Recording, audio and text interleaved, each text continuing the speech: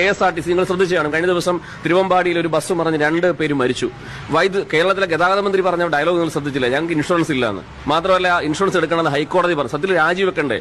Motor vehicle act പ്രകാരം insurance ഇല്ലാത്തൊരു വണ്ടി പുറത്തിറക്കാൻ പറ്റില്ല. പബ്ലിക് യൂട്ടിലിറ്റി വെഹിക്കിൾ ആണെങ്കിലും സ്വകാര്യ വെഹിക്കിൾ ആണെങ്കിലും നമ്മുടെ ഇൻഷുറൻസ് സർട്ടിഫിക്കറ്റ് അതുണ്ടായിരിക്കണം.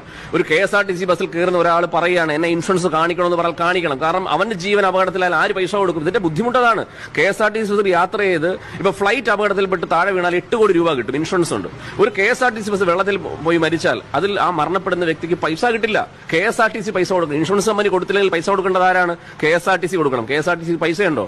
അപ്പം നമ്മളെ ജീവൻ നമ്മൾ കൊണ്ടുവന്നൊരു ബോംബിന്റെ പുറത്ത് യാത്ര ചെയ്യാണ്. ഗതാഗത മന്ത്രി പറയാണ് ഹൈക്കോടതി പറഞ്ഞു ഇൻഷുറൻസ് വേണ്ട, ഞങ്ങൾക്ക് ഇൻഷുറൻസ് ഇല്ല. സത്യത്തിൽ ഈ നാട്ടിൽ നമ്മളൊക്കെ കാറിൽ പോകുമ്പോൾ നമ്മളെ തടഞ്ഞു നിർത്തി ഇൻഷുറൻസും പുകയും മറ്റേതും മറിച്ചേതും ടെസ്റ്റ് ചെയ്യുന്ന മോട്ടോർ വെഹിക്കിൾ ഇൻസ്പെക്ടർമാരൊക്കെ എന്ത് ചെയ്യണം? ഇവർക്ക് എന്താണ് പണി?